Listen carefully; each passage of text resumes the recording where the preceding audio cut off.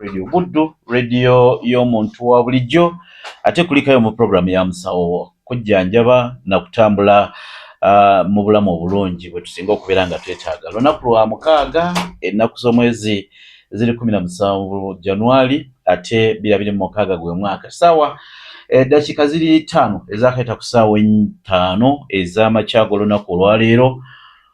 Bingi ebitambula, bingi ebikyatambula, byonna tulina okubitambuliramu. Okukkiriza kulina okubeerawo bwe tuba tunaakola ne tweyongera maaso. Tuli mu kaseera ka kulonda, kaseera ka bululu, kaseera ka kayisanyo, okwongera okubeera nga tutegeera ani anaawangula entebe y'obukulembeze bw'eggwanga. Nkakassayo gye muli mwamaze dde okutegeera ebimu ku ebyo eby'ababaka bammwe abaawangudde mu bitundu bye mulimu, so nga ate olumu buvunaanyizibwa waffe okwongera obbasikamu mumanye ati n'ebirala ebifa gye mutali tukola nga bassekanulya ne tutunulayo emaaso eyo gye mutalaba ne twongera obbatangaalizaamu ne tutambulira awamu naabo mu nteekateeka eyo. Bye bimu ku ebyo bye tugenda okubeera nga tutambula nabyo naddala nga tuba update ku ebyo ebigenda mu maaso ku by'okulonda. Yita muno aleme kugenda mu sitenseni kuwulira bitaliiyo, afune ebyo byennyini ebirungi ebituufu ku soose ennungi okwongera okumanya ebyobukulembeze nga bwe bitambula n'enkyukakyuka olumu eziba zikoleddwa mu byobufuzi. Omulamu Simon Byabakama amuyongedde okukakasa ye mweteefuteefu ku ssaawa nga 11 agenda kuba ng'alangirira ebyo ebivudde mu kulonda okwabaddewo ku lunaku olwokuna naddala ku kifo ekyobukulembeze bw'eggwanga. Tutambudde kati twayingidde dde 9, kitegeeza nti ebulayo katini nnyo okwongera okuweza ebyo byonna ebitundu ebibadde bibulayo omukulu asobole okubeera ng'alangirira. Ssemateeka tw'essaawa 48 akakiiko ak'ebyokulonda nga kamaze okulangirira abawanguzi, kitegeeza nti ku lw'omukaaga luno tetulina kubeera nga tulusukka. Naye ttiimu y'amawulire yamaze dde okubeera ng'etereera mu studios eza Radio Buddu. Bannaffe abakinaanyu kya Nkimize twamaze dde okubeera nga batwazikako okwo kadde kano, twabasabye ne batwazikako kadde kano. Tugenda kubeera ffenna okuva ku ssaawa zino paka ssaawa zigenda kuba ate 7. Nze Omugave muzzukulu wa Ndugwa Kibombo Salim, ttiimu yonna weeri kekulamuseeko ate oluvannyuma tugende maaso. Awuliriza nze Ssebufu Matiya muzzukulu wa Muteesa Asira, nze omukwabu abali mu puroguramu eno olunaku olwaleero. Puroguramu eno ibeera ya byannabufuzi, tubeera ku nsonga z'ebyabufuzi, naye olwaleero olw'ensonga nti eggwanga lyonna kaakati amaaso bagatadde lubowa okulaba nga bafuna ebyo ebivuddemu mu kulonda okwabadde olunaku lw'edda ennaku z'omwezi 15 nga ku kifo ky'omukulembeze w'eggwanga.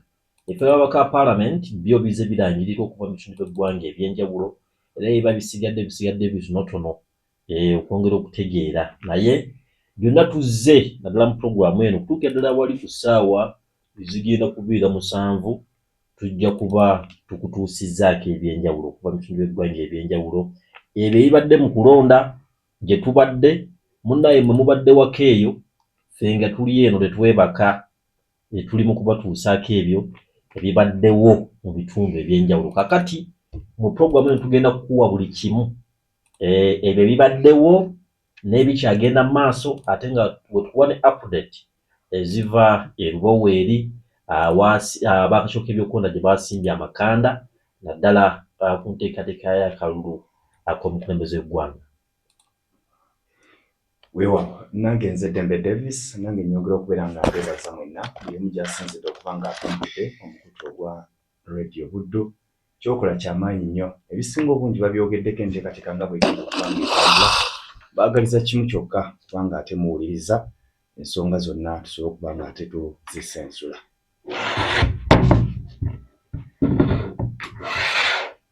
Nange nze PK Kosi Kabanda Nanyanzi tuzze okutuusaako byonna ebyabaddewo mu budde bw'okulonda. Tugenda kuba nga tubikutuusaako naye nga tetunneeyongerayo katusooke tugabe omulimu guno gwo guggwewo.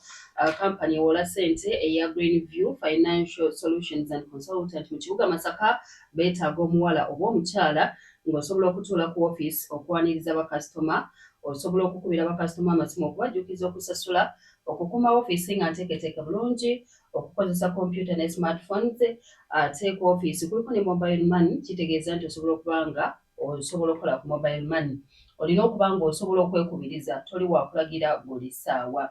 Bw'oba okimanyi nti oli mwesigwa tosukka myaka 30 wasomako paka siniya ya 6 olina certificate mu kubala ebitabo ojja kuba wankizo nnyo si kyeteeka naye bw'oba ng'ogirina added advantage.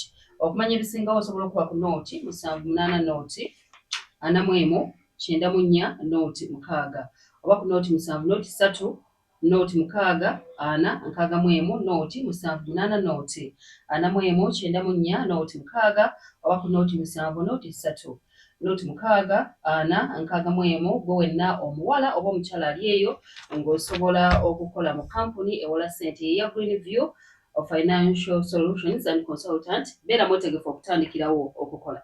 Kale tugenda kwongera okutangaaza ku buli kimu nga bwe kigenda okutambula. Bannaffe gye bali eyo betuli abatali wano ba panelist abalala tubalina. Waliyo Seguja Shadik naye waali atudde agenda kutuwa naye ebitambula. Waliyo Mujuzi Badru naye atudde so nga Tenesi Lwadda Swalik gyali atudde. Beke Kasanyu naye gyali atudde. Ffenna ttiimu yamaze dde okubeera ng'ejjula ate tusobole okubeera nga tukutambuza ku nsonga zino naye nga latest update okuva eri Erubowa wali ku kitebe ekipya eky'akakiiko ak'ebyokulonda mu disitulikiti y'e Wakiso. Omulamu Simon Byabakama ye ssentebe w'akakiiko ak'ebyokulonda gy'atuwadde atulaze nti akulembedde naddala ku kifo ky'omukulembeze w'eggwanga ye munnakibiina kya NRM Yoweri Kaguta Museveni ali mu bululu obukadde 7 n'okweyongera waggulu ate ng'agobererwa munnakibiina kya NUP Robert Kyagulanyi Ssentamu bukadde 2 n'okweyongera waggulu. Olaba nga range weeri weewaawo si ebyenkomeredde byatuwadde kubanga ajja kutwongera ku ssaawa 8. Bw'otunula percentage owa NRM ali mu bitundu 71 ku buli 100 ate ow'ekibiina kya National Unity Platform ali mu bitundu olaba 24 n'obutundu 4 abo ne baddirirwa bannaabwe abalala ne bagenda maaso n'okubeera nga bagobera. Tusooke tufuna update okuva eri omulamu Simon Byabakama ate twongere okuwa ebisingawo. Latest update gye tufunye okuva eri ssentebe w'akakiiko ak'ebyokulonda ayongedde okukkaatiriza nti ebitundu 21 munnakibiina kya NRM byalina ku 24 amuddiridde ow'ekibiina kya National Unity Platform. Si bye bisembayo tujja kubongera update ejja kubeera ku ssaawa 8 era nkakasa bano tujja batuvuddeyo kubanga tuvaawo ku 7 ate tubawe ey'omunaana nkakasa ejja okuba nga eddirira esembayo kubanga twakafuna update ebadde ya 6 bukyanga tutandika kalulu ako then tubuzaayo emu ey'omusanvu 8 alangirire.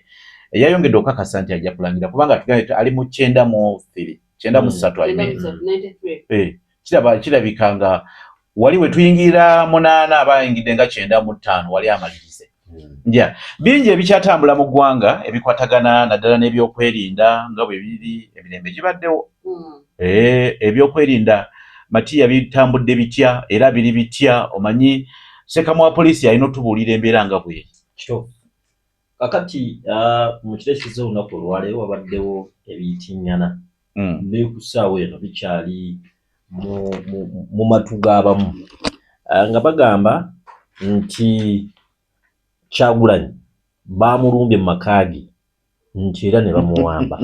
Ebyo bizze biyitiŋŋana era bikyali ne mu matu g'abantu naye omwogezi wa poliisi mu ggwanga amakya ga leero akedde n'ajja okutangaaza eggwanga n'ategeeza nti Kyagulanyi tannawambibwako era Kyagulanyi ali mu maka ge.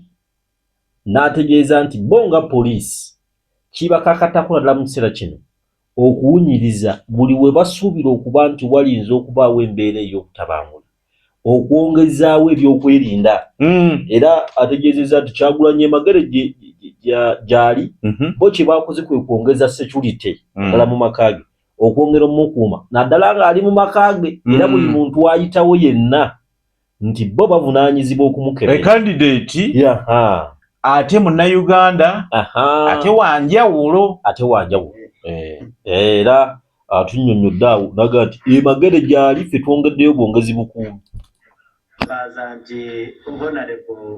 Kakati z'ensonga za Kyagulanyi ezo wabula ku nsonga y'emu wabaddewo era ebyogerebwa nti ne omukulembeze w'ekibiina kya UPC Jimmy Akena nti naye yawambiddwa kubanga teerabye kubanga ye yatugamba tukize tugaane kapapula ajja kubeerako naye era omwogezi wa poliisi atangaza raga nti naye ate ebyo ebyogerebwa bivaawa n'agamba ezo ŋŋambo mbwe era bakubiddekoko bakulira ebyokwenda mu bitundu naddala mu mambuka y'eggwanga eyo naye bategeeza nti Jimmy Akena tumulabe nako aliwuhe mu maka ge mu bitundu bya Lebutenge eyo era gyali nti era ebyo ebyogerebwa nabyo byappa era omukulu ategeezezza nti ne ku ssaawa eno emikutu gy'amawulire girina kuba myegendereza nnyo era ategeeza nti bannamawulire ku ssaawa eno tewaliwo kuzannya emikutu gy'amawulire nti gyegimu ku egyo egirinza okuleeta okusasamala era nti ebyogerebwa kezibe eŋŋambo era mutuyambe amaaso galiwa mmwe eyo anti kati engeri social media gyetaliiko kati okusaasaana kwa mawulire mikutu gino gye tulimu wabaddewo ensonga y'ebutambala eyo ategeezeza era agitangazzaako n'agamba nti ekituufu waliwo bye baakutte naye nti okubakwata kyavudde ku bawagizi b'omu ku bakulembeze era amwogeddeko n'agamba nti bwamuwanga Kivumbi oyo nti ekiro ku ssaawa nga 8 baalumba poliisi n'abuuza nti kakati gwe ng'omuntu bw'olumba poliisi omanyi ki ekiba kiddako oba osuubira ki n'agamba nti abalabe baakutte bo nga poliisi baabadde balina ebifo ebirondebwamu ebimu bye baalumbye ne baleetawo obujagalalo era ategeeza nti ffe poliisi ffe twabakutte olw'ebyo bye baakoze poliisi okubanga eva kweri kituufu kakati poliisi era etegeezezza nti mu kiseera kino buli muntu yenna alaba ebyokwerinda bwe biri nga binywezeddwa agaane kweraliikirira era abamawulire tubaye tumubuuza omukulu oyo omwogezi wa poliisi nti naye era ku nsonga ya Kyagulanyi naddala Emagere n'agamba nti bo balina spotlights kakati ze batunuulidde buli wantu wonna we basuubira nti walinza okuvaawo embeera bongezezzawo ebyokwerinda era n'agamba tebiri Magere yokka naye na wali wennyini nnyini ku kakiiko k'ebyokulonda ku kitebe we bali mu kubalira nawe ebyokwerinda binywezeddwawo era n'ategeeza nti nga ayingira kakiiko k'ebyokulonda amala kwazibwa kakati n'ayingira ewa Kyagulanyi amala kwazibwa kubanga alinza okuviirako embeera okutabuka n'ebitundu ebirala eby'eggwanga naye nga poliisi bagumizza abantu nti tewali mbeera yonna nzibu eriwo era ne bategeeza bano timugende mutunimo gyammwe mukole fewe tuli nga poliisi okwongera okubakuuma kwerinda ndooza kati state gye tulimu olabira ddala nga buli kimu bakikuteeka na bwala ewali we bateebereza okubeerawo akantu nga badeployinga kati subire bannayuganda tubakutte bulungi nti tewali buzibu bwonna naye ng'akalulu nga be katambuddeyo okwetoola eggwanga tulinamu oba tuzidde shocks mu bitundu bingi bannaggwano ebyekango bano babayise bannaggwano bangi abatakomyewo ate ntufuna bamusaayi muto bangi omanyi Salim woli kati naye waliwo omwana ajja okujja kuyiseemu eggaali kati nja kukkiriza kubanga manya akaseera kange kaba katuuse tunagenda kubona bannaggwano omwogezi wa poliisi bagenze ne bamubuuza nti emirimu gye mugikola mukya watali intaneti n'abagamba nti omutulaba oba intaneti kweri oba teriiko buli kimu ekyaffe kisigala kigenda mu maaso tewali kiyimira yaganye tubulira nti ffe tebatusalako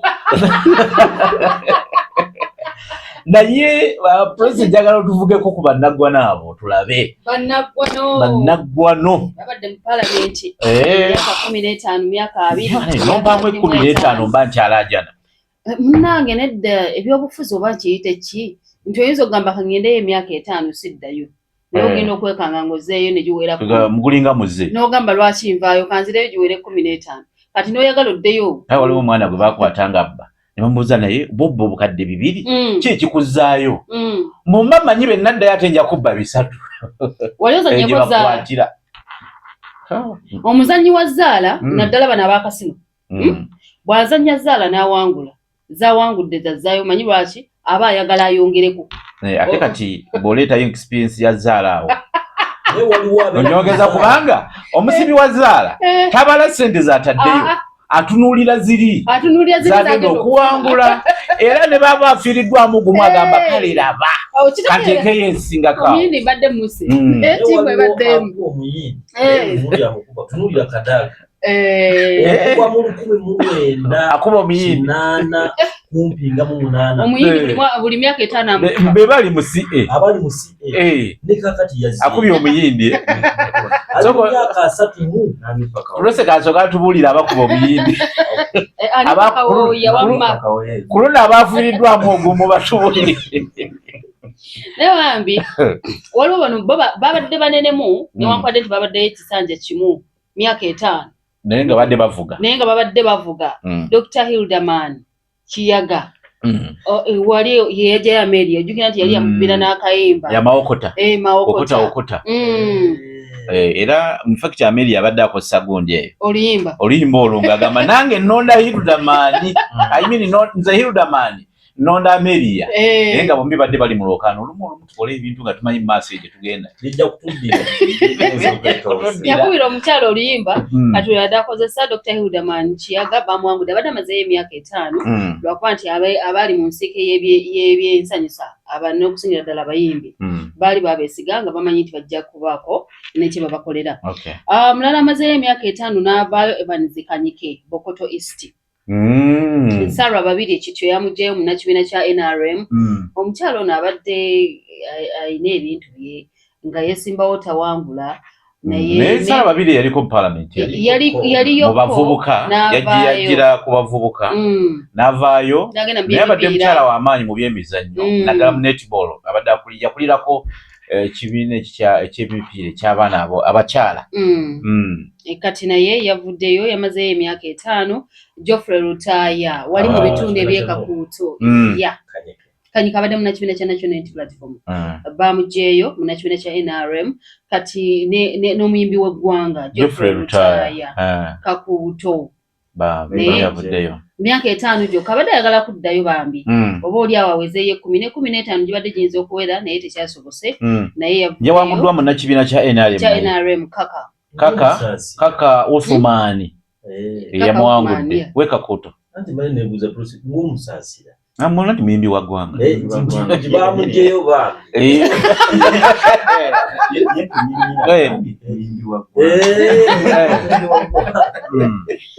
ate industry yaabwe bali mu entertainment industry olumu naffe tuba party kati ate no munnange babadde bayimbi Hilderman yabadde muyimbi Geoffrey Rutaya yabadde muyimbi kati n'omutegesi yavuddeyo owabukomansimbi abadde atekeebi naye emyaka naye gibadde emeka kiyita mu lujja kati badde batandika okuwoomera kati parliament ebadde egenda kutandika obbawoomera ku myaka 6 myaka 7 naye kati bakomye ku myaka 5 bo bavuddeyo mu parliament Aisha Kabanda Butambala naye avuddeyo ku myaka 5 gyokka kakati bannaggwano ababaddeyo kakaseera naye ow'emyaka 5 ne Goreti Namugga Mawogola mukyalo oyo abadde mukyala Njasa Biggu abadde mukyala Njasa Biggu naye kino kituwa ekyokuyiga nti obeerawo Mpalanyi abadde wa Democratic Party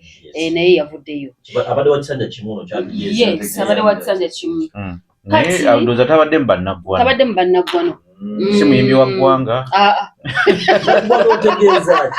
byanjawulo mulimu babambi bano nembeera muli bannaggwano kati naggwano oyo aba ali mu 10 okweyongera waggulu abo be bannaggwano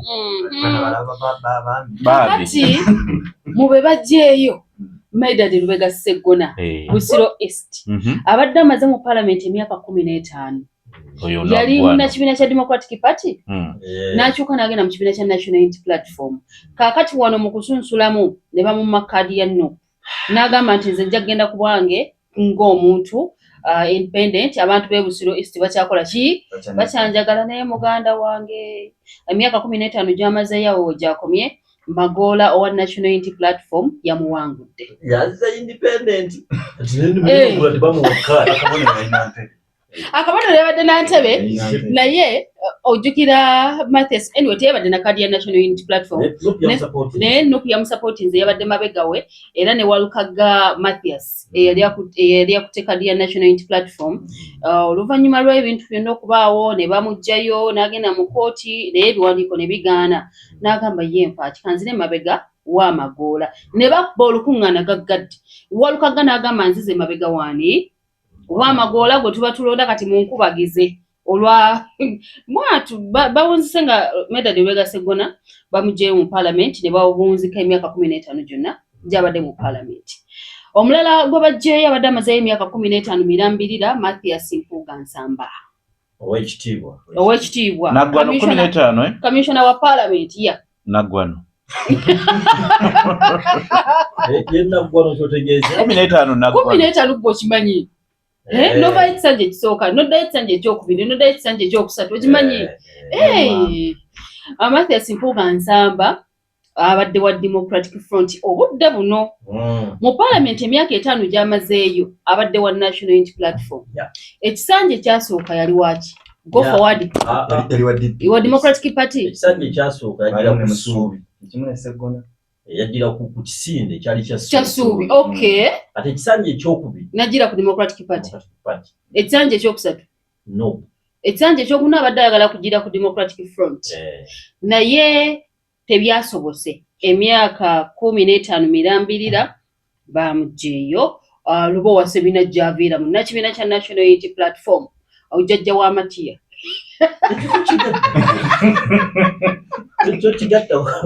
Oli Katikkiro wa kika kyango. Katitaba jajjaawo. Katikkiro w'ekika kyaffe Kiwandigambi. Ekyengo. Taba jajjaawo. Era kale abajjajja.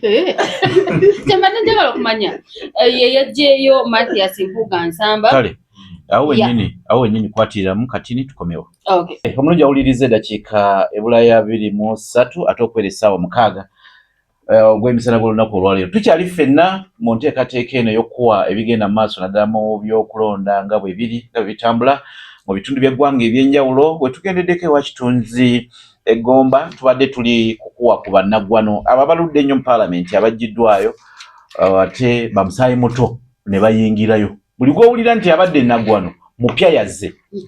Naye nno abantu abamanyi nabo balinka amaaso. Kubanga ffe tubageraageranya ku bali ababaddewo. Ate musaayi muto wakyo bw'okikyusa. Waliwo abajjeyo nga bamusaayi mukulu nga basingako bali bajjeyo nga Parliament gy'emyaka mingi naye nga mu myaka gy'obuntu. Ate ekyo so kigeraageranya wagundi wa Ssempijja na gundi. Oyo musaayi muto. Kiruuta yabagamba Parliament si myaka. Bwongo. Obwongo bwe bufuula omuntu Naggwano. Big brain. Kale. Kazi twakomye ku ani? Ku Mathias Mpuuga Nsamba. Abateeketeeke. Naggwano abateeketeeke. Bannange. Ibrahim Ssemujjunganda municipal ye Kira yabadde wa kibiina kya FDC abadde amaze mu Parliament emyaka 15 naye bamugjeyo. Abedi Bwanika wakimanya kabonera abadde amaze emyaka 5 naye ono alina ekyafaayo ekyokwesimbako ku ntebe y'obukulembeze bw'eggwanga. Abedi Bwanika Naggwano omuteeketeeke. Ne Katumba oyo Naggwano. Oyo Katumba oyo tagwa nnyo mu kyaba Naggwano. Katumba. Okay. Barnabas Tinka Simire wa Buyaga. Abadde amazeyo emyaka 20. Ate nga abadde ayagala gwa 25 naye guganye emyaka 20 ne bamugamba nti kyokozeeko kikola ki? Kimala batulabire Frodo Kikubo Lwemiyaga. Ono nno wa kibiina kya NRM naye awasinga abadde ajjira ku independent. Abadde amazeyo emyaka 25 abadde ayagala nno ekisanja kirala temulowooza nti abadde teyeesimbyewo. Abadde yeesimbyewo ng'amazeyo emyaka 25 Lwemiyaga ne bamugamba emyaka 25 gy'otufuzeeko ddadi gimala kaakati katufune ku Rwashande. Zahara Luyirika amaze okulangirira. Awangudde Alan Sewanyana. Kati ne Alan Sewanyana tutumugatte ku bano. abapya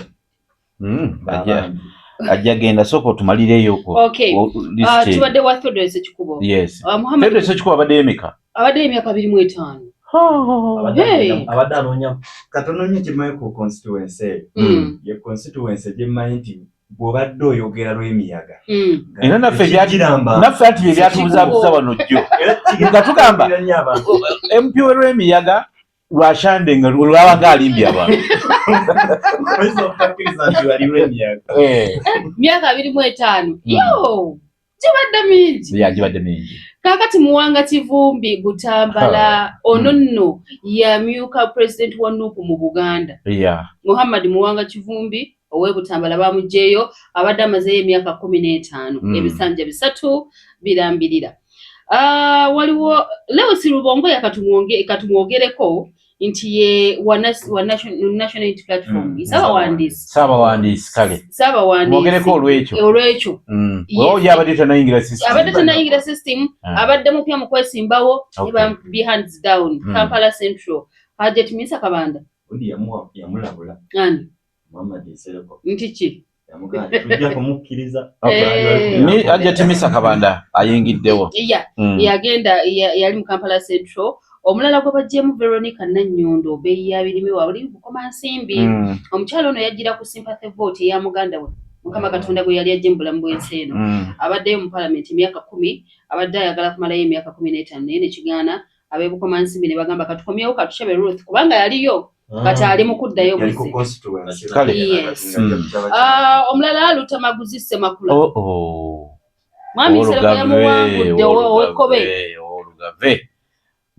yamuwangudde mwami wani Rosemary omumyuka wa Ssabawandiisi w'ekibiina kya NRM yamuwangudde beebo nno abamu kubavudde awo wennyini we tuba tugattira updates abulungi atuliriza ku bye baakalangirako we twogera wano Zahara Luyirika abadde ye mukubiriza w'olukiiko lwa Kampala Capital Authority awangudde ekifo kya amaze okubeera nga naye ayingira Makindye West Alan Sewanyana w'abadde Zahara Luyirika yaliwo wa kibiina kya NUP era jeyo wa NUP yes amugyeyo so nga ate Mulyanyama naye amaze okujja Makindye East Mulyanyama naye wa kibiina kya NUP naye Derrick Nyeko wabadde naye amaze okulangirirwa so nga ate Madina Nsereko Hajjat Madina Nsereko wa NRM amaze naye okulangirirwa Kawempe South we wabadde ono mu radio munaffi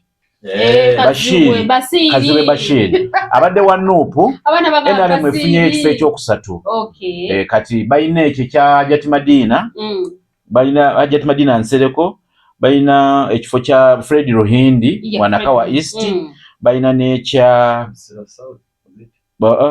balina n'ekya Hajjat wa wakati Kampala Central byebifo bisatu balina so nga te ye akulira oludda olwabula government parliament naye alangiddwa gye buvuddeko awo Joel Ssennyonyi Nakawa West weewaawo yeetabadde mu mativu n'ebimu ku ebyo ebibadde birangirirwa nga gamba nti ebimu bakuttemu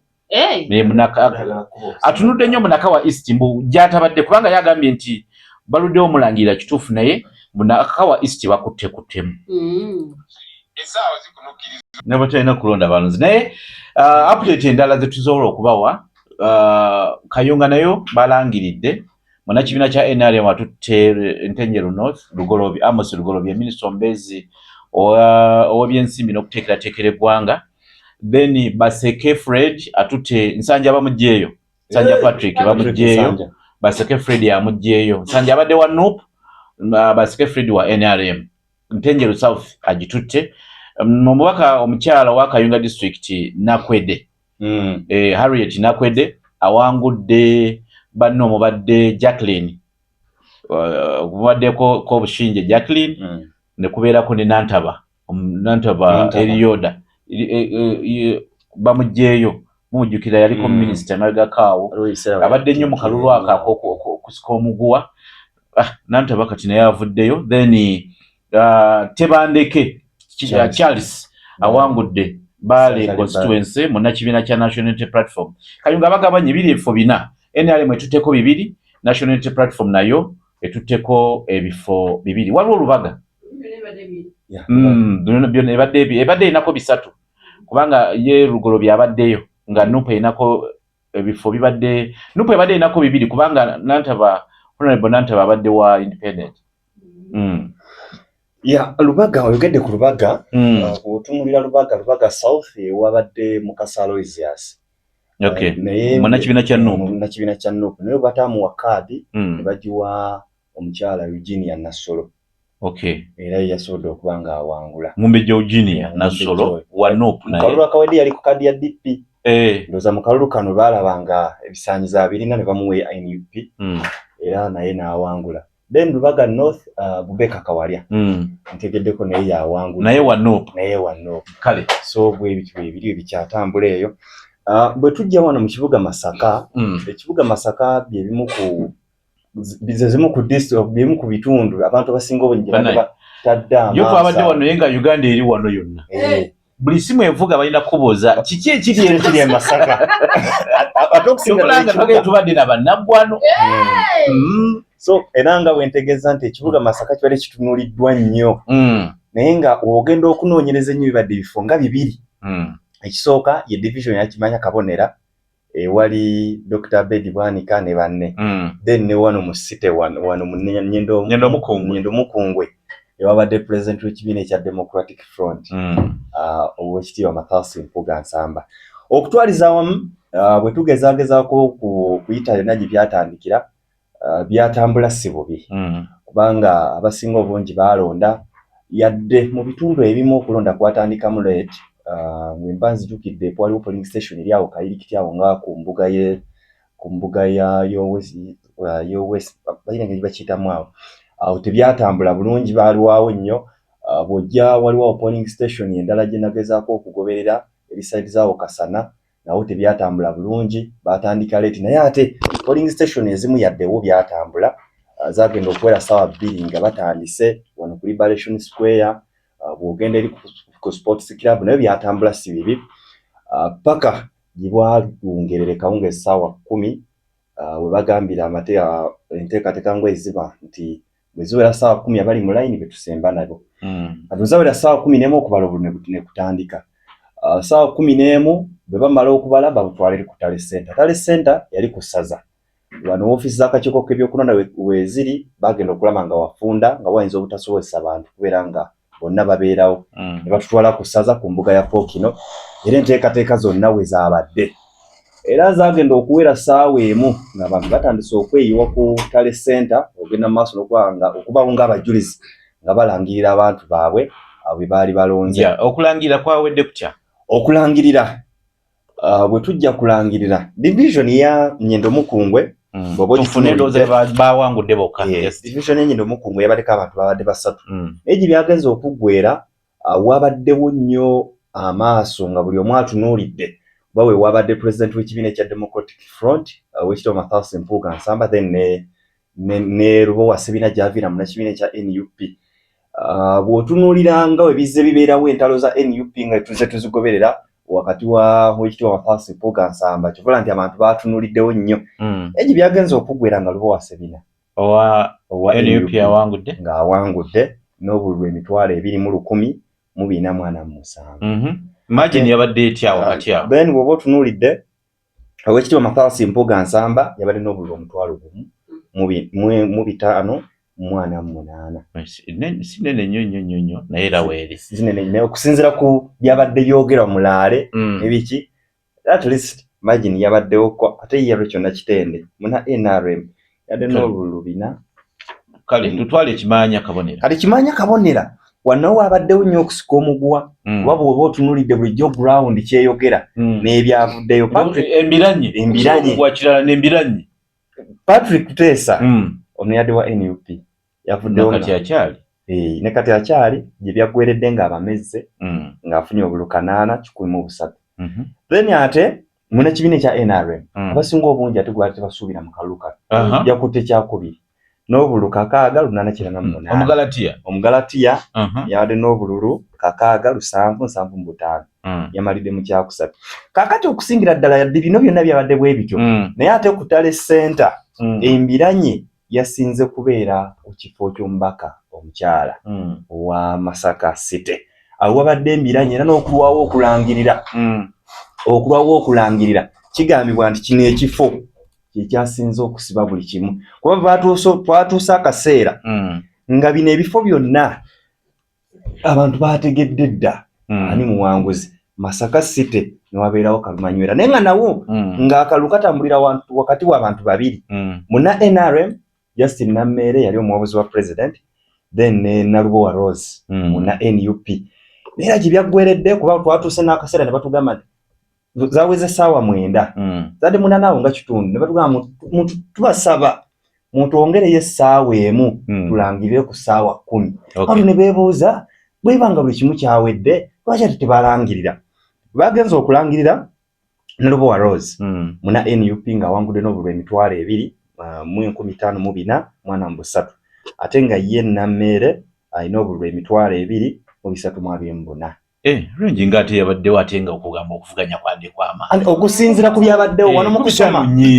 kusoma baatuuse nga mu kusoma nga wano waliwo basoma ono alina tugeze nga 97 ono alina 87 kati nga omuntu abadde tagenda mu maaso nga kunootinga ng'alaba bali wamu naye waliwo gundiza ezimu polling station byaddamu kubira ennyo kati nga ndoza zezirekawo zezalesewo eno margin naye bwe bamaze okubalangirira twasobodde okwogerako nabo buli omu Nalubowa Rose Patrick Kuteesa ne Lubowa Sebina bano baalaze obuwagizi baalaze essanyu olw'okugenda mu maaso okubanga bawangudde era ngeri gikiri nti bonna bali bannakibiina kya NUP ng'ate be bajjeeyo baali ba NUP nga bayeekera ekibiina ekya NUP ne bagamba nti yadde ekibiina kyabataddemu obwesige basuubiza tebagenda kukola byabaali abakolaki abaaliyo abakulu bati bayogedde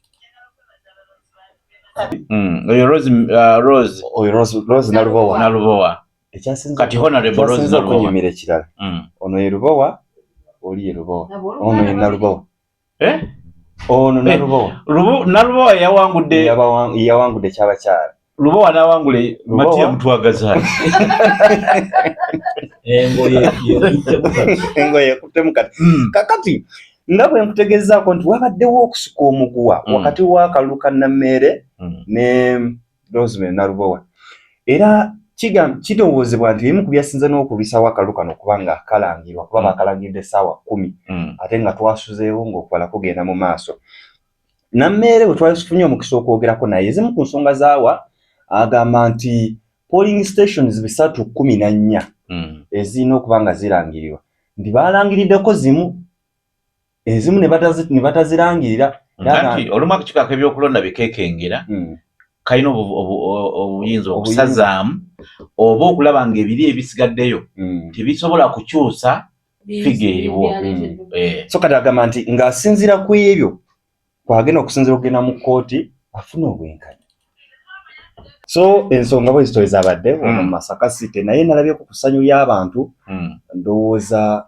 waliwo ebigambo bingi byabadde byogerwa abantu eyo okusinziirako NUP engeri gye yawanguddemu n'abantu be yawangudde era nga bemwagiddeko nti buli omu akalulu ake Masaka kakati bwe tugenda Bukomansimbi nayo mwabaddemu ebyakyuse bingi kubanga Bukomansimbi ekolebwa amasaza abiri okuli erya North n'erya South Bukomansimbi South yene tuliraanye wano yetuliraanye wano era kumpi betuliraanye kuba ova wano Kalungu Bukomansimbi South kati mwabaddemu babadde bangi abadde bavuganya naye gye byaggweredde akalulu kale katambulira ku bantu babiri kwabaddeko Hassan Mukiibi Sserunjoki ono yagaana okuvuganya ku myufu yadde abamu bagambwa NRM naye yagira ku ssaawa nga omulala yabadde Kayemba Solo gye byaggweredde Kayemba Solo yabadde muna NUP Kayemba Solo gye byaggweredde nga bamuwangudde Hassan Mukiibi Sserunjoki yamuwangudde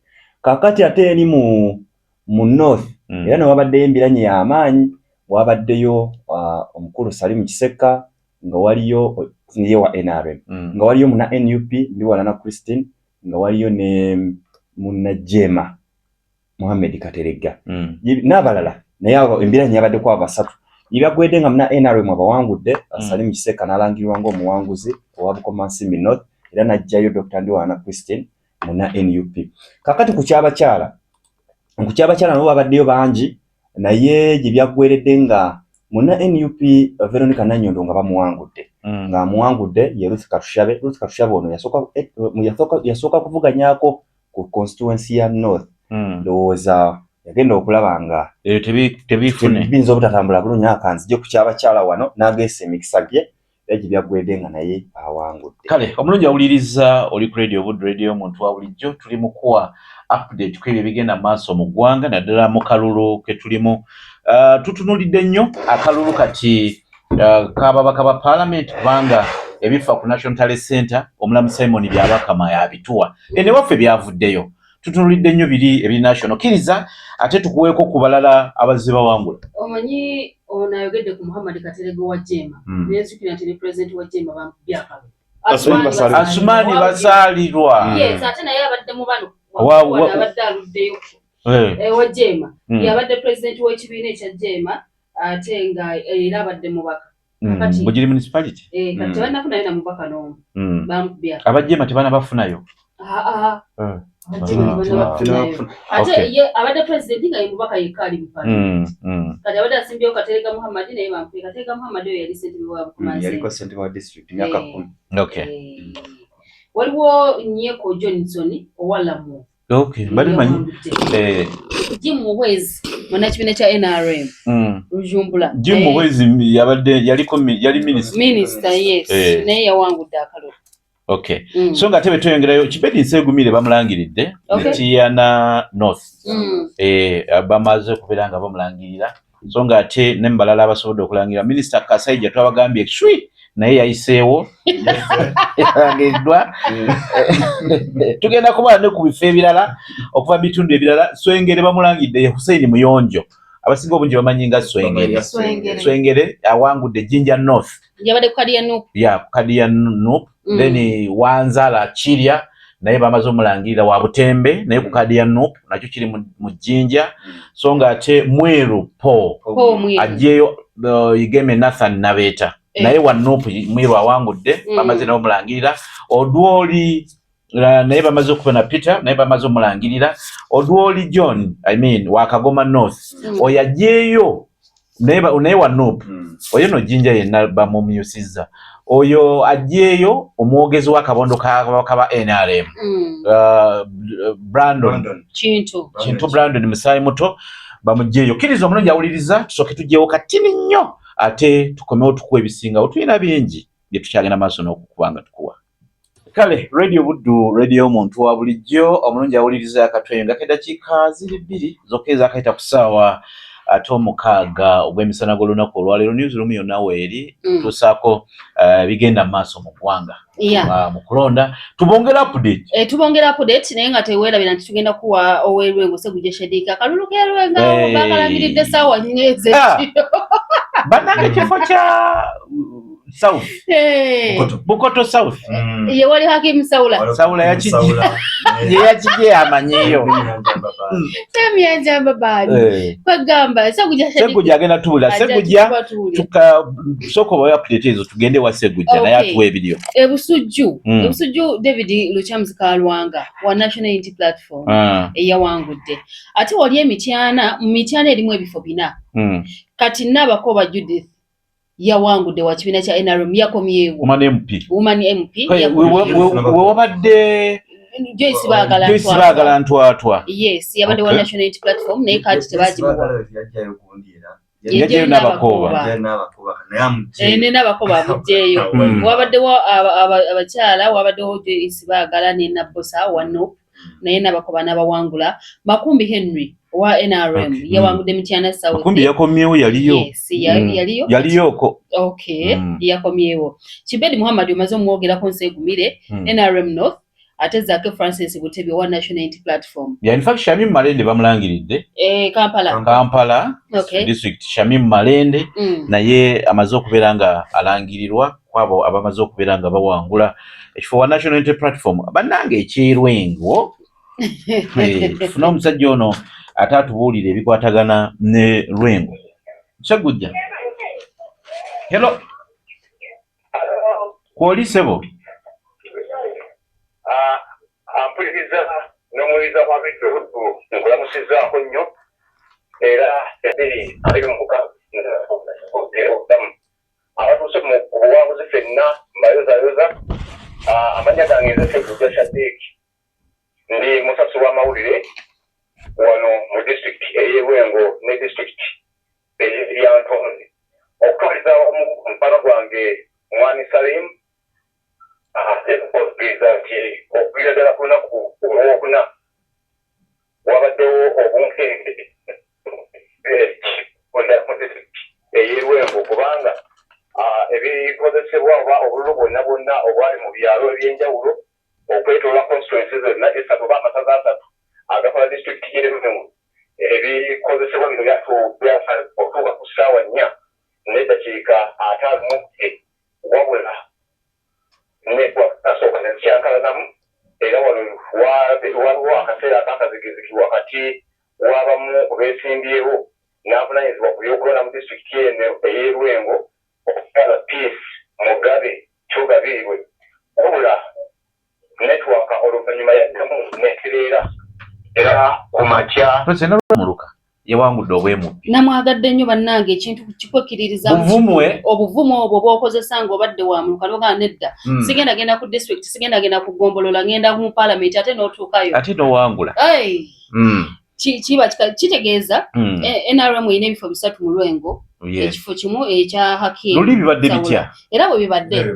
bisigaddeyo era bwe bibadde bisigaddeyo muju yatusuubiza nti yonna egenda kubeera yero nedda kati eri painted yellow ebifo 3 ekimu kyekya red era ndowooza Kagabo Nuupu ndowooza era yabaddewo era ezzeewo tewaliwo kikyuse okay kale twongere okuwa abantu update tusookere eryantonde ndowooza ku ngeri gye tuvudde ne Lwengo eryantonde wabaddeyo Asimu Enos Kinywa Machunda yasigaddeyo teyavuddeyo ndowooza kino kisanja kya kusatu yajjayo James Kakooza ekabulaawo ate Doreen Birungi naye wa kibiina kya NRM yajjayo Pauline Kimirembe Kyaka bonna bavuganya mu kamyufu Pauline Kimirembe Kyaka ne bamumma kaadi abalonzi Doreen Birungi n'atwala kaadi era yeyayiseemu eryantonde awo myaka 5 gijja maaso okay yale oli ku Radio Buddu ey'omuntu wa bulijjo atuwuliriza program buno obudde bubeera bwa kinanjo kya kimizi tuli kuwa update kubigenda mu maaso mu kulonda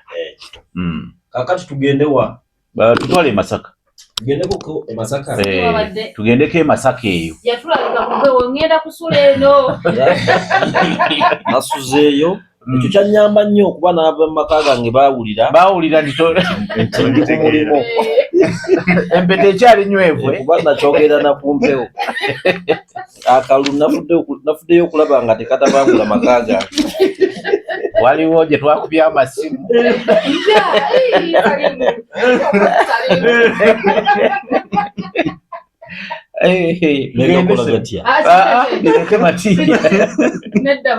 atuwuliriza oli ku Radio Buddu ey'omuntu wa bulijjo kakati mu disitulikiti ey'e Masaka eyo ebintu byabadde birungi si birungi era mu njogera ennyango olinza okugamba nti awamu byabadde byakatuubagiro nga zina n'owenkufu owenkufu omumanyi enkufu yenebeera mu kyenyu wano kati bwoba ozina naye omuntu oyo kati kiba kizibu okuzina naye squeeze okubira era ekifo ekyabaddewo kalumanyweri kyabadde kifo kya mubaka mukyala mu disitulikiti ey'e Masaka abantu abeesimbyewo babadde 3 kwabaddeko munnakibiina kya DP Mary Babire Kabanda kwabaddeko munnakibiina kya NRM Joanita Nalule ate ne munnakibiina kya Nuupu Joani Namutaawo nebyagenza okuggwa ng'ebintu bikyukidde ddala kubanga nga tunaba kugenda mu kalu kyali kisuubirwa kusinziira ku byogerebwa byali nga aba Nuupu n'aba NRM nga bali lyanda ku lyanda naye ng'abamu basuubira nti NRM egenda kukwata ekifo ekyo kuba kibadde munnakibiina kya Nuupu naye byagenze okuggwa nga Nuupu ewangudde ekifo ekyo mubaka abaddeyo yagenda independent naye kakati yaweebwa kaadi eya Nuupu Joan Namutaawe naye byagenze okuggwa nga yawangudde n'obululu 1,664. Kakati naddirirwa munnakibiina kya NRM Joan Tannalule, ono yafunye obululu 1,1559. Olwo munnakibiina kya DP Mary Babire Kabanda n'abuukayo naye n'obululu 2,888. 15 wano ku 20 range. Kituufu. Bano bali mu mutwalo 1,600, ono ali 1,1,500. Kakati ono ali mu 2,888. Era ekifo ekyo kye kyasembeyo okulangirirwa obunkenke bwabadde bw'amaanyi naddala wabweru nga bannakibiina kya NUP bali eri bakutambulera zaabwe n'ebipande by'abawagizi byabwe nga bagamba nti Namutaawe yawangula.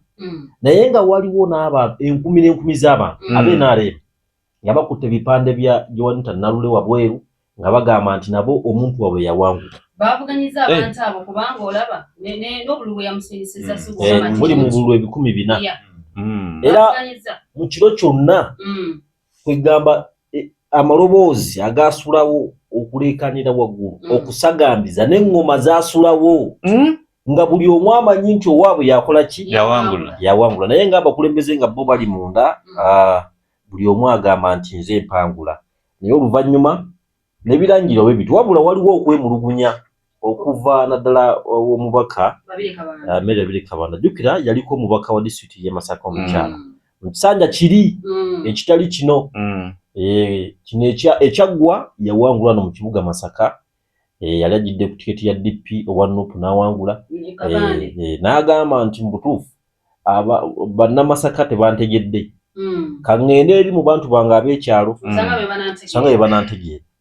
Naye agamba nti akalulu kano kaabaddemu nnyo okugulirira abalonzi naddala e Masaka eyo. Ng'agamba nti waliwo n'emmotoka ezabadde zitambula kyere emisana nga zigenda zigaba ssente oba oliawo n'okutiisatiisa abantu ku police stations ez'enjawulo.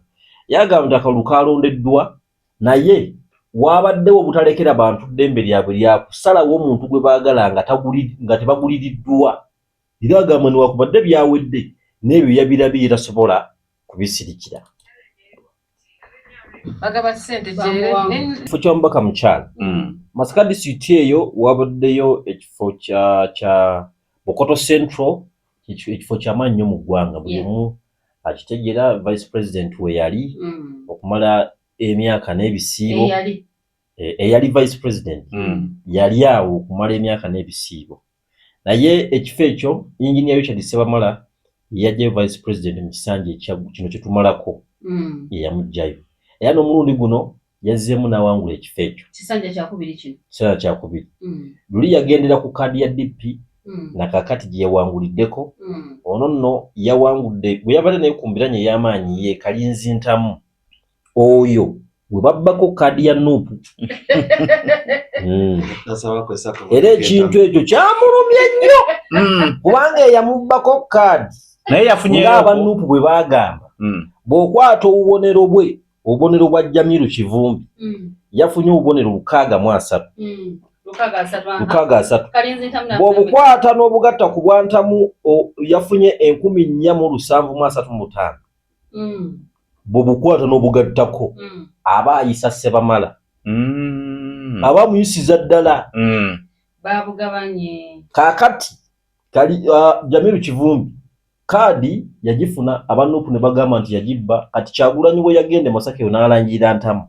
Nejjukira waliwo bba abalonze nga bagamba nti woolaba akabonero, woolaba wookalaba. Kaakati musajja mukulu ono kati wano ate ye abaddeko na Ntamu. Entamu nga ke kabonero. Kaakati awo babadde ku mbiranye y'amaanyi babiri, Ssebamala ne Kalinzi Ntamu. Era mu bantu abasinze okuteeka Honorable Ssebamala ku bunkenke ye musajja ono Kalinzi Ntamu. Paka ku ssaawa esembayo Ssebamala we yawangudde ku magini ya bulu buno si bungi era bw'obubala buli mu bulunga 300 n'obutawera. Naye Ssebamala bw'atyo yawangudde ekifo ekyo ekya Bukoto Central era agenda kuddamu okukiikirira constituency eyo. Kakati ekifo kyabaddeko abantu 8 naye eyakuta ekyokusatu yadde munnakibiina kya NRM Seremba Godfrey Nkoko yafunye obululu 3,625 abalala bazze babuukayo n'obululu bwe butono. Kakati ate eri mu Bukoto East wabadde munnakibiina kya Nopu Evans Kanyeke eyo NRM yawanguddeyo. Fred Kalima Pax jere yagala okugenda. Awo era Sala Babire Kityo munnakibiina kya NRM awe yawangudde naye yawangulidde ku 89 Evans Kanyeke wa Nuupu era omubaka aliyo yafunye obululu 693 yabadde owokubiri abalala basigadde bafunye obutonotono kubanga wano waliwo aba independent babiri buli omu yafunye obululu 677 waliwo Bugembe Frank Nyanzi yafunye 677 Kizito Beka 677 Analubyayi Zahara owa DF yafunye 677 ate owa DP ekifo ekyo kyabiranga kya DP ojjukiranga Florence Namayanja Meya awangula naye owa DP yabaddewo okusayo ne yafunye obubonero 75 bokka Semaganda James ya nakyo tekikuwonya oba we asitaweta bamazina Ate kyamuwonyesa.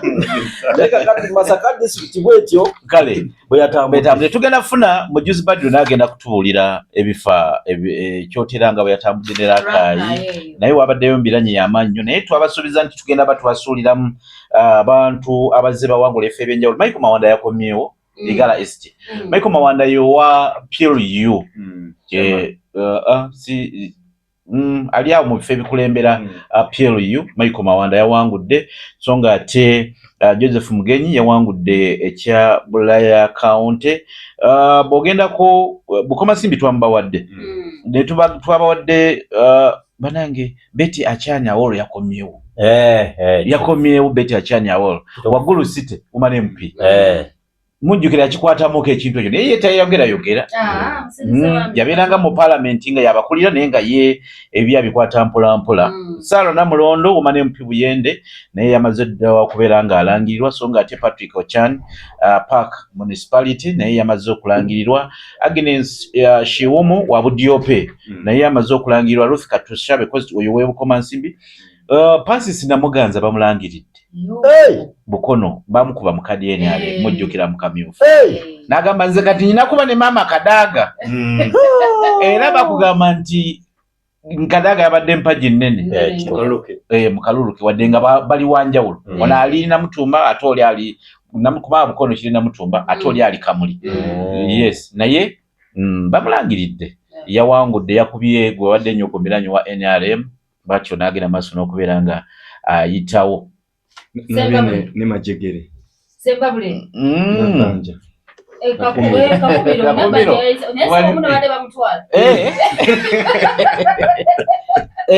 baba basobola kana kalulu gwe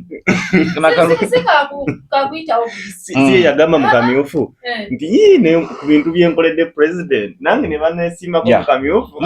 Martin Muzaale yakomyewo wa Buzaaya kiri eri district Kamuli so nga te ne Rose Mutonyi yakomyewo betwogera ku Rose Mutonyi webudadiri yali minister naye yakomyewo. Wanyoto Lydia yakomyewo oyo nno abadde bamutuuzizaako katiba okumala ebbanga naye ababaka waliwo abakomyewo ababadde bagendayo ne batuulamu ne baddayo. Mudi Wabale Nassa yakomyewo mutera okulula akadodi ako akavuga mwakalaba nnyo akavuga eyiganga eyo mwoyo weyiganga yakomyewo Iganga municipality awe wabadde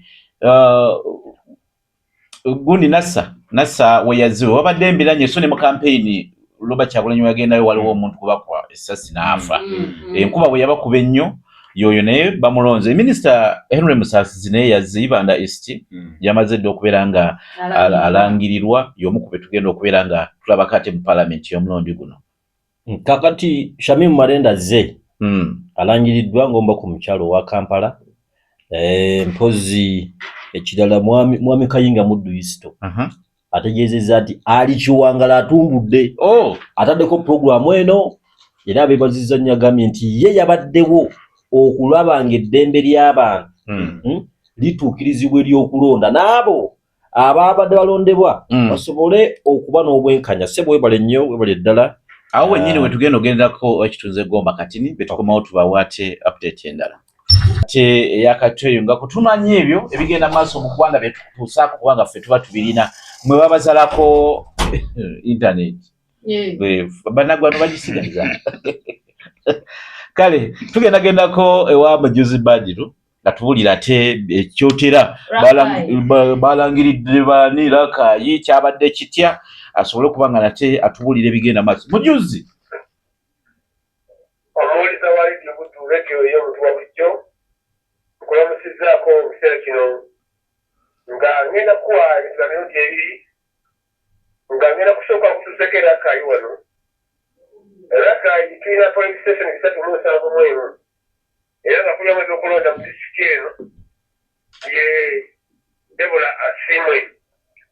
Deborah Asimwe yalangiridde abantu bano wammanga okulaba nti bwe basobodde okubeera nga bayitamu mu bifo bino. Kansokazzaako kuya pulezidenti. Mujuzi tutambulire ku babaka President bava to update ya national talent center. Okay. Kale. Akati wano constituency leaders taibwa munaira yafunye emitwalo 2,815 ono yaddaavuganya nga kubazaazaale mu kubiragi esango eryako wanofu nga ye yafunye omutwalo 1,365. Ate Sengabi Samuel independent yafunye mu 14,200 ate Sengabi okubuwamu naye wa independent yafunye mu 9. Kati awo nekiba nti leaders naye yasobodde okubeera nga atwala ekifo kyaba member parliament oba kooti constituency. Bwe tugendako wano ebuyamba constituency Honorable Javira Kisoboka Temwanga owanale yafunye mu emitwalo 2,137. Ono yaddaavuganya n'olwa independent omukulu Mandela Amos beyajjayo mu parliament. Ono yasobola okufuna omutwalo 1,609 yokka. Ate ye Kayima Osborne Desire Wanop yafunye mu 12,286. So bwe tugenda mu mbeera eyo kiba kitegeeza nti omukulu Javira Temwa Kisoboka yawangudde ekifo kyabaddemu era ddeyo kikiri abantu abo ababuyamba constituency. Bwe tugendako wano ku bamemba aba parliament abakyala woman MP omukyala Juliet Sui Kinyamatama yabaddeyo yafunye obululu emitwalo 4,162. Olwo nno n'aba nga yabadde avuganya ennyo ku biragi ne Grace owa Nopu. Ono yafunye obululu emitwalo 2,939. Ate Asabid Yayi ono yaza independent nga nasobola okubeera mu kamyufu yafunye obululu omutwalo 1,797. Wano nno omukyala ono Julius Suli Kinyamatama n'aba nga yawangudde akalulu kano. Bwe tugendako ekyotera akalulu kano sikabadde kangu oswerimu okugeza nga kifo kya member parliament obwakakuuto.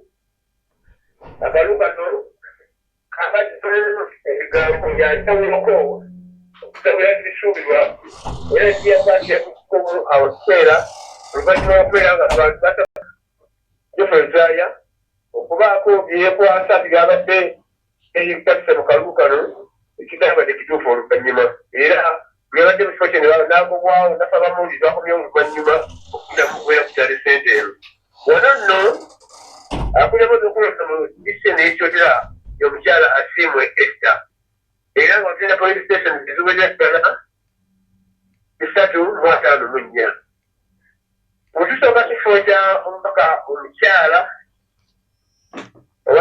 eno omukyala Fortunate yafunye obulwetwalo munaana mitwalo ina mu kanaana mwaka kimutaano ebitundu ataano mu mwenda n'omutundu kkumi na buna ate ye ekikola Kaibala Besigye munaana eno yafunye obululu emitwalo 3 mu kigenda nga byebitundu 37 n'obutundu 5 so basigale n'abo abasobodde okwali baabadde basingako ku bannaabwe era awo omukyala n'atongotesoozi n'asobola okubeera nga yawaguza akalulu ako bwetugendako ku babepalament ab'akakuuto omwami Isaya Geoffrey yabadde okukisobola okufuna obululu omutwalo gumu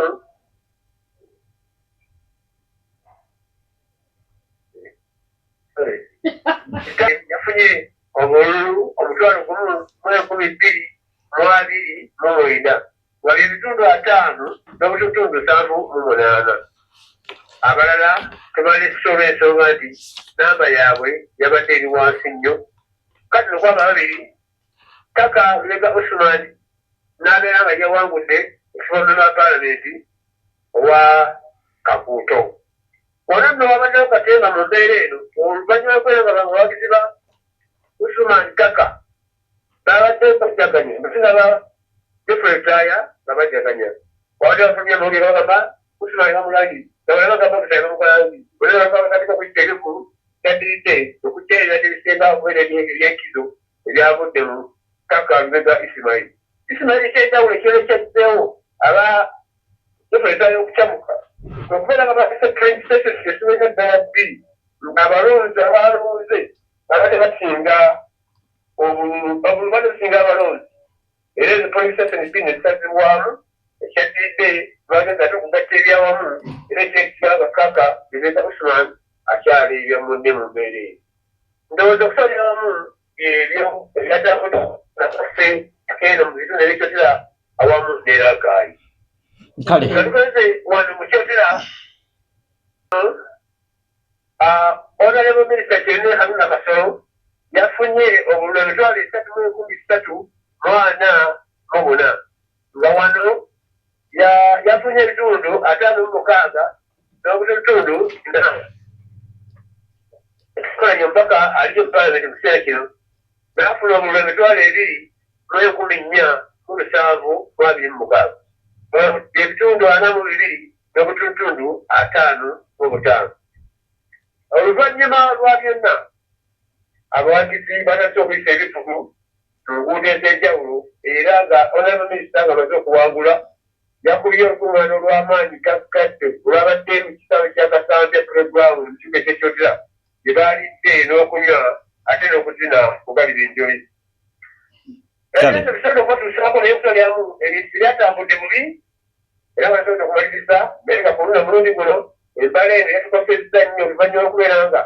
twatandisa obudde bwakiro obudde nebukika nga tubali kyavudde kirira ne tutuuka ku ssaawa eziwedala 10 nga lwebalangirira omuntu asembyeyo kale ekintu ekyakimenye naye ngaensonga eyo bwekyakidde kwekwera nti kale police station okay ekyatukosezza naye nga mpeebaza nnyo abawuliza baledimufu webale nnyo webali eddala ekibadiru wammwe kale oyo mujuzi Badiru atuwadde ebyafudde Ekyotera n'ebyafudde Rakai enteekateeka bwetu bwe yatambudde omulungi awuliriza bingi bye tukyagenda maaso n'okutuusaako twagambye tuku update buli kijjawo Robert Migadde amaze odde okulangirira kati yazzeeyo ebuvuma wali mu bizinga Robert Migadde so nakanwagi Morris Wabugweri omukyala amaze okubeera ng'alangirirwa Betty Ethel Naluyima yazzeeyo Wakiso Woman MP Dr. Kefa Kiwanuka Kiboga East Christopher Bakasaba Mbalala Minisite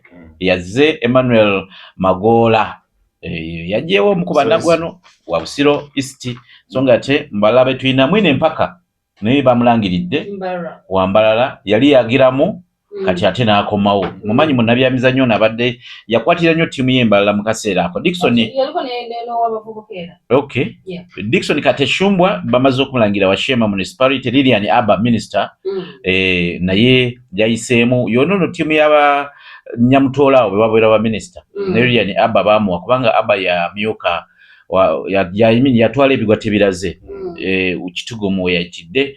Ronald Mohenda ono wa Fort Portal municipality naye bamaze omulangira General Sacheng naye bamulangiridde Lira municipality be batunse ne minister waffe ow'ekikula ky'abantu Balusi. Yes, Balusi Baleba Lubanda West naye bamaze okubeera nga ate bamulangirira ne munamuwuliriza Mbali Brass naye bamulangirira tuwe Kalungu kakati Kalungu yo byagenze okugwa nga Aisha Sekindi yali talina kibiina nga awangudde ekyawo omubaka omukyalo wa Kalungu bwe yameze banne omuli owa NUP n'abalala ababaddemu then Joseph Sewungu Gonzaga n'awangula Kalungu West gye yabadde yameze Ismail Semakula then ne Kiruta Nkerettanyi Junior n'amega banne omuli minisita yaliko minisita Sempijja Kalungu East naye n'asobola okubeera nga atwala ekifo ekyo ku kadi ya NUP. Bwe tugenda Essembabule emabegakaawo eyaliko minisita Sam Kuteesa yagamba nti balina okulwana okulaba nga Ssembabule yonna yali painted yellow nga NRM yewangulayo era kino kyatuukiridde bawo otunula nti Ssembabule mu kisanja ekiwedde badde ayinamu candidate wa NUP naye gye byaggweredde nga Florence Nambaziira ono yawangudde ekyomubaka omukyala owa Ssembabule yameze ono n'omuyimbi ani abadde waawo wabaddewo omukyala gwe bayita so bamuwangula mu kamyufu ka NRM najja ku independent so nawulidde agamba nti agenda kuddukira mu mateeka asobola okufuna obwenkanya naye Florence Nambaziira yawangudde ku kyomubaka omukyala Desiree Moswaldo n'awangula Mawogola County abangi bayita Mawogola South wabadde Namugaawo then Hanifa Kawoya n'awangula Mawogola West Remiyaga twayogedde ku tekikubo bamuwangudde Emmanuel Rashande then Mawogola North Sodo Kaguta yawanguddewo. Kale tugenda Mukono nabo tubabulira ebifaayo naye nga sokete batunuzeeko ebuyiko eyo ngabadde aliko kati ssentebe wa district y'ebuyiko ng'akyaweerezanga ssentebe wa district yawangudde n'ekyMP aweereza bibiri ono amala kumalako kiki Lulume alina okusooka okumalako ekiki ali Buibe South Lulume alina okumalako eki agambe musajja we yava mu DP n'agenda mu PFF yes kati Jimmy Kanabi yatutte ssentebe wa district oli yatutte so nga ate Lukanga Musanje omulangira watutte Njeru municipality we walirwanga Jimmy owa yayingira Piero yes Matia katutwale Mukono. Kale kakati awulizo likwedye budde y'omuntu wa bulijjo Mama Kenny ebuto maawo kalisizo agambe kwali agambe nti yasanyaladde ate kiki omumiro yalekanye kwata olw'essanyu omanye bannanga omukyalo oyo ayagala kasolo n'obulamu bwe bwonna yasuze mu bikujjuko okyogedde kale ayagala minisita mbadde manyi abadde wa muti oli mukyala Ssebwana mukyala Ssebwana bana mwebala okuliza byonna abaliko okubakalisizo kyotera Rakaya ate n'awalala kakati bwe tugendako wali Mukono Mukono Nuupu ezzeemu n'egyera era Nuupu nga bwe yakoze Masaka City wano ne Mukono bwetyo bwekikoze okuviira ddala ku kifo ky'omubaka omukyala ate naye ku bifo ebirala byonna okutwaliza wamu ne Mukono municipality wa Nambooze bw'ogenda wali Mukono South Mukono mwayitayo wa Nambooze Mukono kaka Nambooze kati naye anti okumala ebbanga mu kifo abantu basobola okutuumayo n'abamu bamanyi omubaka omukyala owa Mukono in fact si ewoma n'MP owa Mukono oli wa municipality n'abasinga amanyi wawumaliemu by the way Namugga agambye agenda mu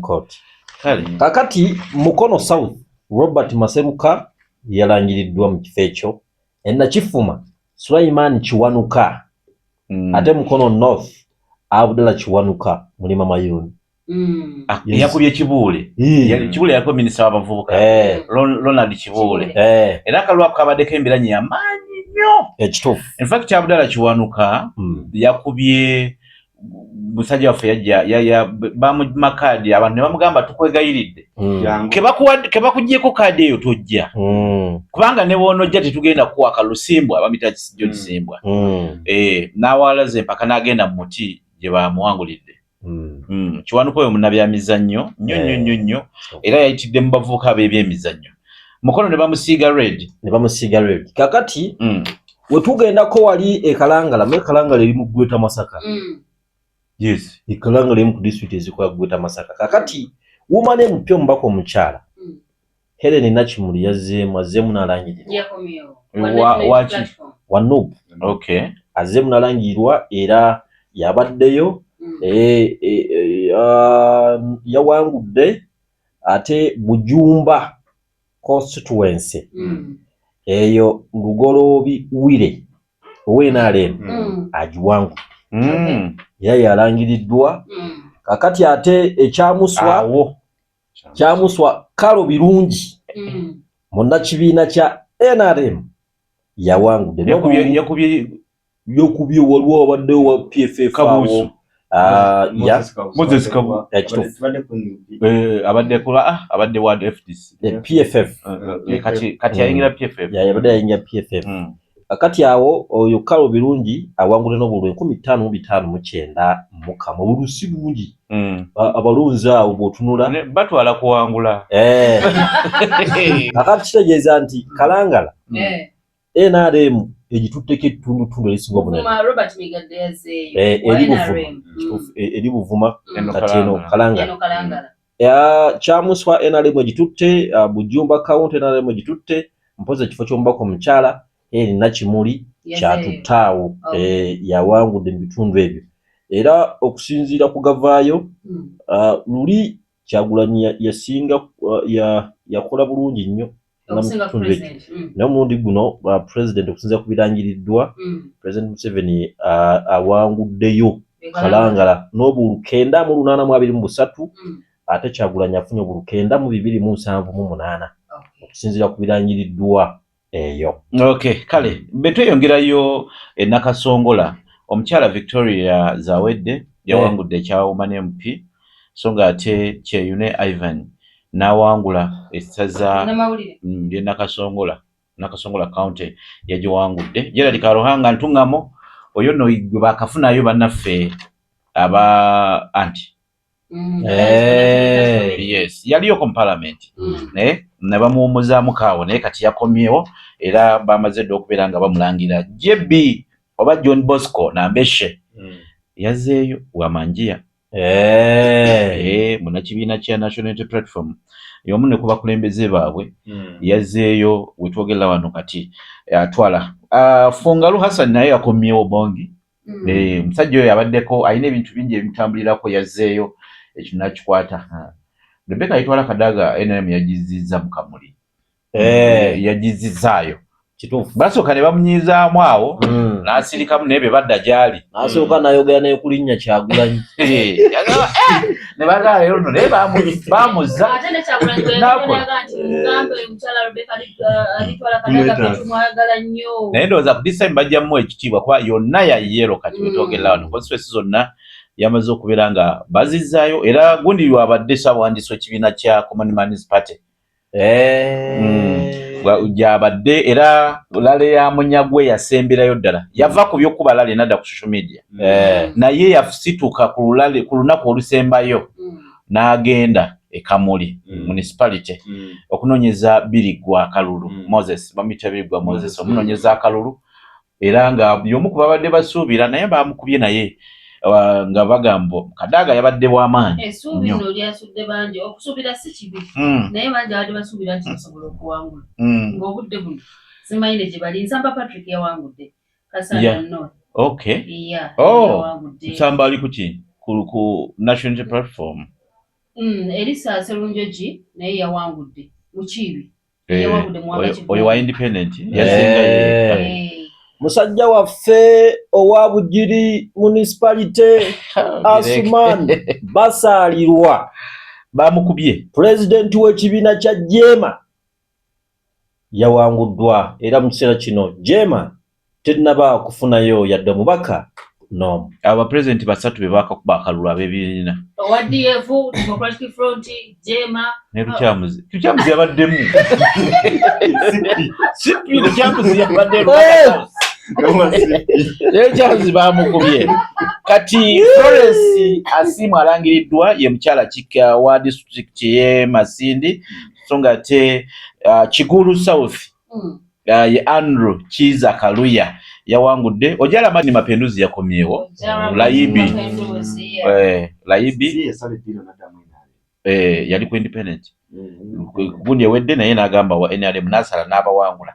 Mire Babalanda yawangudde Budyope East, oyo minister owa presidency yawangudde. Atugonza Alan wa Bulisa County bamulangiridde so nga ate Wandera Sadala w'Ebugweri naye yawangudde. John Bagole wa Luuka North bamulangiridde. Kisa Steven Luuka South naye Aneti Nabirye wa Luuka Woman MP bamulangiridde. Ate wali omu Muwanika Moses wa Kagoma bamumannono kadieni ali n'amala najja n'abala n'abawangula so nga ate Fred Tumwesije wa Buweekula East naye yawangudde. Kaka Ismail Uthman yoweka kuto naye yamaze dde okubeera nga alangirirwa. Kuwayo gwe weerabidde Robert Mao. Constituency bagiyita batya mu Robert Mao Gulu ye district naye ali mu Peche. Lalo Peche. Kati ate no kyogerera mu Lukyoli. Tosobola jogera nga botajogera mu Lukyoli ogikyama. Jogerere mu Lukyoli. Lalo Peche. Robert Mao yawangudde president wa DP. Twade tugati ba president basatu bawangudde katono yawangudde. Abamu ku banene Dr. Kefa Kiwanuka Kiboga East Dr. Kefa no naye baba aluddeyo. Abamu ku banene abagudde tetusobola kwerabira minisita Mubezi David Bahati nokero oliem bamukubya akalulu Hilary Okello naye bamukubya akalulu twogera wano tabitegeera. Era ate minisita w'ebyobulamu omukyalo oyo yawangudde era mu kibiina kya UPC Among president yasirika yamuwangudde. oyogedde bonna naye weerabidde Swengere twamwongeddeko Hussein Muyonjo yawangudde. In fact ejjinja wakyaliwo akalulu ke batanalangira. Imagine okutuusa kati akalulu ako kaliko Dr. Timothy Watuwa ne Moses Grace balyeko. Timothy Watuwa yaliwo FDC yayingidde NUP era kati ekwavuganyiza ne Moses Grace balyeko wa NRM bakyetwala. Watuwa incumbent naye katulinde ebirangiddwa bye tugenda nabyo. Tumanyi bibaddewo technology n'ebirala tubawa ebyo byonna ebabirangiriddwa. Omulungi awuliriza ebuleda kikamwenda okwera essaawa 7 tujja kubanga tubeerekereza tukyagenda maaso n'okuba updates ku ebyo ebigenda maaso mu ggwanga. Kale kabavugemu atuvuze yatandise dda tuvuge